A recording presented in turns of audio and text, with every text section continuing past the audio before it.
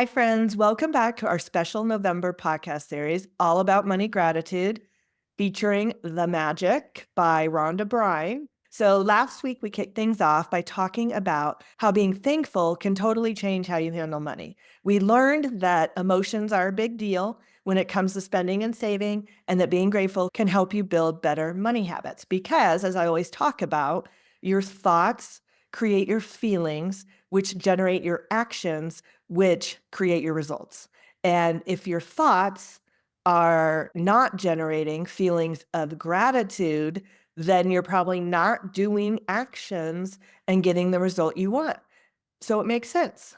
Today, we're going to learn a few simple practices that come from the book The Magic to help you feel grateful for your money, even in a hard time, which can be very hard and challenging. Believe me, I get it. I'm going to share with you some personal stories. I'm not an expert at this. This is a practice. It's something you have to keep doing and get better at, like going to the gym. You don't go to the gym once and then all of a sudden you have big muscles. You have to keep going. And if you go and build muscles and then you stop going, you lose your muscles. It's the same way. We have to just consistently practice this stuff. Okay, but before we start, I just want to make sure you don't write this off as something silly, because as I often talk about, there's real science behind this. Your brain works in a certain way.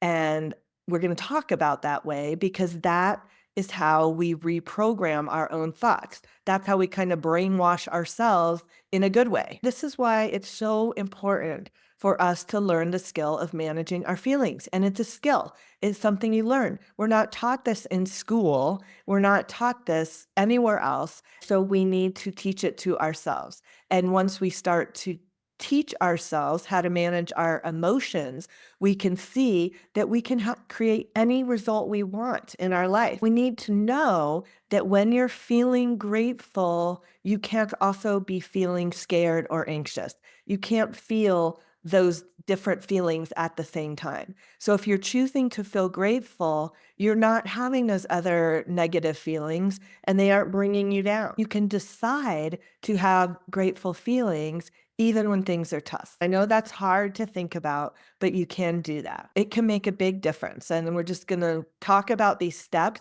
and then you will start to notice good things happening with your money, like finding extra money, having a discount on something. It's just strange how it works, but I'm going to tell you some examples in my life.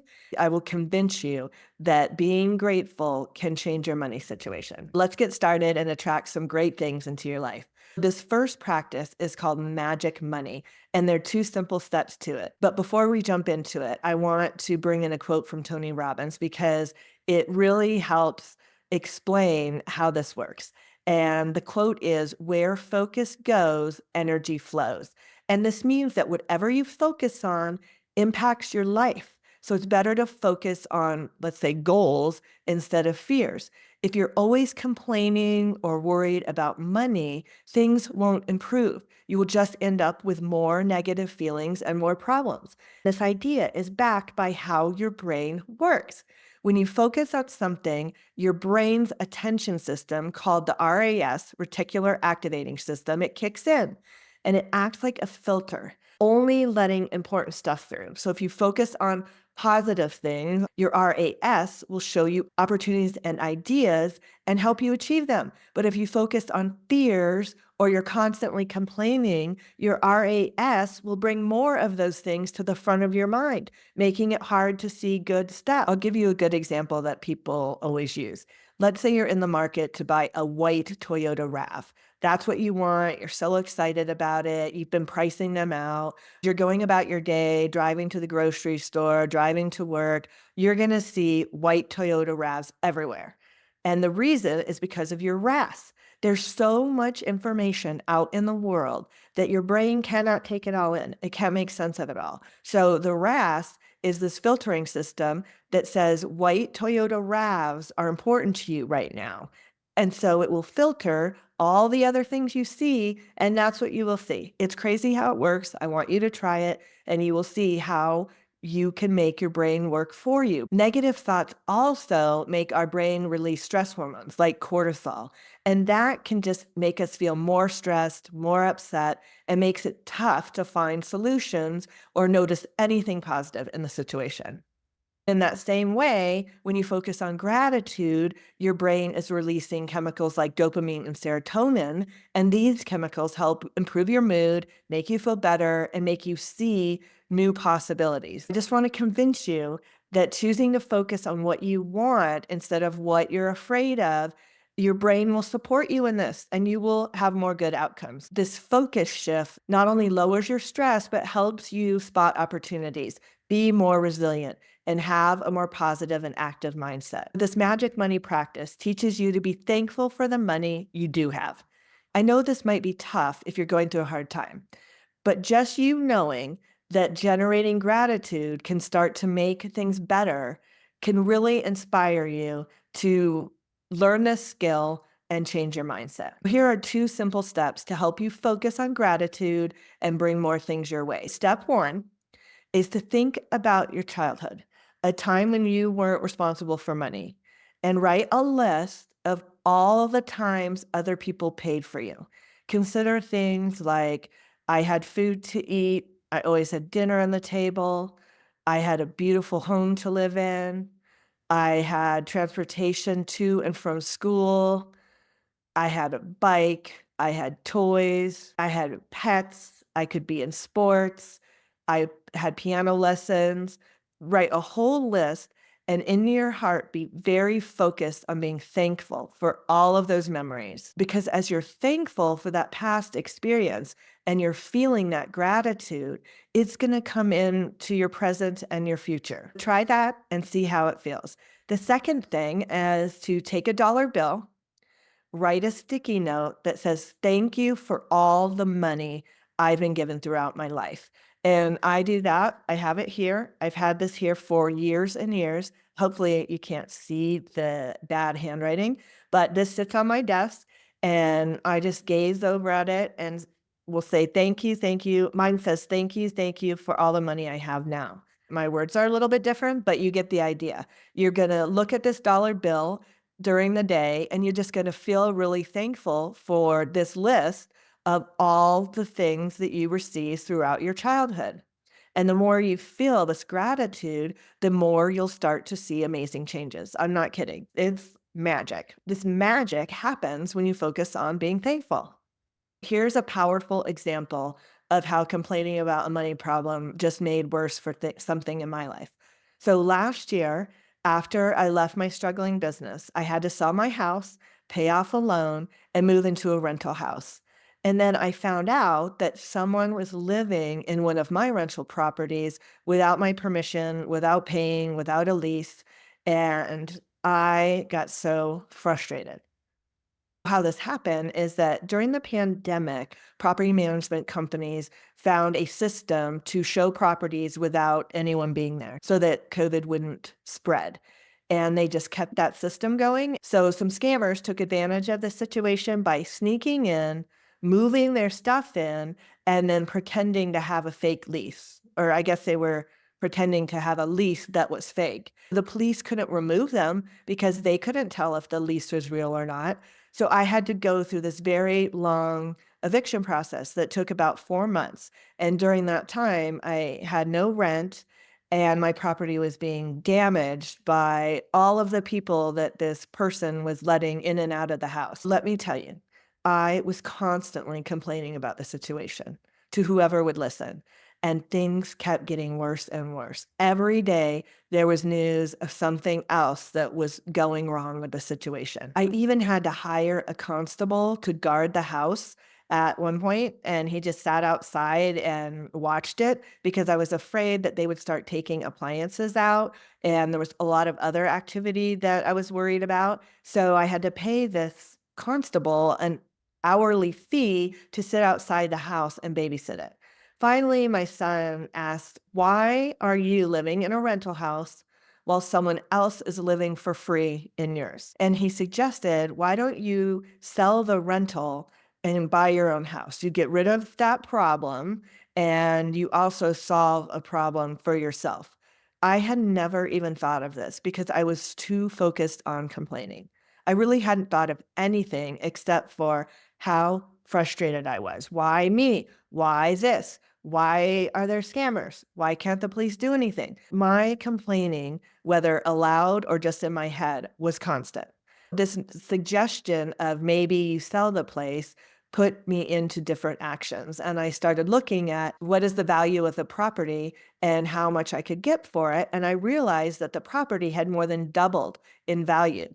I started to feel grateful for this investment and for how great it was doing. As I became more grateful, I'm not kidding you, my situation improved. I found new sources of income and ideas opened up for me. I had never, ever considered selling my rentals. Yet I was living in a rental. So the lesson here for me was if I could somehow just access something to be grateful for in the situation, then it builds like compound interest and things get better. And they get better because I'm taking different actions like researching how much the property is worth, which is making me feel more grateful and making me think of different options and taking different action. Once we got that person out and I could fix up the place again and I sold it and I bought my own place and was back to where I was previous to having to shut my business down. So this stuff really works. But like I've said, it takes constant practice. You don't just say it once and it happens. Even for someone who practices a lot, I get stuck in my feelings and my complaining. And we just have to become aware so that we can more quickly turn things around. It's a consistent practice, just like going to the gym. It's the same thing. It has to be a part of your daily life so that when things do happen and your brain hijacks you, you can notice it and do something different sooner. Okay, so are you ready to be a money magnet? That's the next idea from the book. The idea here is that we'll switch out our complaints, which are holding us back, with gratitude, which will bring more into our lives. Remember, complaining isn't just about speaking negative words, it includes all those thoughts in our head too. One of the biggest complaints that people have is about paying their bills, especially when money is tight. When we feel like there's more money going out than coming in, gratitude seems like the last thing we want to feel, but it's actually exactly what we need to feel. You need to be thankful for everything connected to money, and that means finding gratitude even when you're paying your bills. So instead of seeing them as burdens, think about all the benefits you receive from them. Here's the simple practice that will make you a magnet for attracting more money. When you pay your rent or your mortgage, be thankful for having a home. Imagine if there were no banks, if there were no houses to rent, like where would everybody live? And be thankful that you have a place to live. When you pay that bill, you're thankful that you have a place to live. You're thankful that there are banks. You're thankful that there are landlords. Whatever you're thankful for around that bill, that's what you want to focus on. Let's take your cell phone bill, for example. Take a moment to appreciate how life has changed with a cell phone. This is a phone, it's a music box, it's a computer, it's a way to talk to people all over the world whenever you want. It's amazing. And as you're thinking about all those things, be thankful for the provider of that bill. When you're paying that bill, be thankful for your cell phone provider. How this could work is that whenever you pay a bill, probably online, however you pay bills, you just say out loud, thank you for the money. The simple act reminds you that you are thankful to have money to pay your bills. If you make this a habit with all your bills, you'll constantly feel that gratitude. I had a recent experience where I had to really work to shift into gratitude from a bill. What happened was about 4 weeks ago, I received a bill for $2,400-ish tax bill from the state for unpaid tax withholding from 2021 from that business I walked away from. My first reaction was anger. And I kept thinking, what? Why? Why do I keep having bills? And why is this a constant money suck? I was getting frustrated. I tried and tried to get a hold of someone at the payroll provider. All I could do was submit a help ticket. That help ticket sat unanswered for 2 weeks. Each day, I just got frustrated about the penalties and fees piling up from 3 years ago. So, in a moment of desperation, I called another franchise owner in town and asked them if they had had any issues with this payroll provider and any taxes. As she shared how her business was going, felt so thankful to not be in that business anymore. Despite all the money I lost, despite the bill, I realized I am so relieved to have moved on. That business was not really aligned with me anyway. I can only see that in hindsight. I just felt so grateful to be out of it and on the other side of it. So, from this little tiny piece of gratitude for not being in that business anymore, I started to feel differently and I felt relieved. And I look at the problem with this bill differently. Instead of waiting for the ticket and just feeling more upset, I spent about 2 hours in the payroll system and discovered that the money had actually been deducted from my bank account and the withholding was actually paid. I could find that there was just simply an error from a different tax account number that was in the system versus the tax account number that was on the notice from the state taxes. So after I contacted the state tax office, they confirmed the mix up and everything was sorted out immediately. There was no longer a bill and the $2,400 no longer was a problem. And the only way I got to that outcome was by generating a feeling of gratitude that made me dive in and research what could be going on instead of waiting for this ticket response. So, friends, I hope you can see how focusing on gratitude instead of complaining can help your brain see things in a different light. Thank you for joining us. I can't wait to see you next week as we talk about the magical way out of negativity and we learn to overcome negativity and build a more happier, fulfilling life. If you found this helpful and someone came to mind who you think it can help, please share. This helps get the word out and helps other people that are struggling through a money setback. And remember, you have the power to change your financial future, and I'm here cheering you on every step of the way.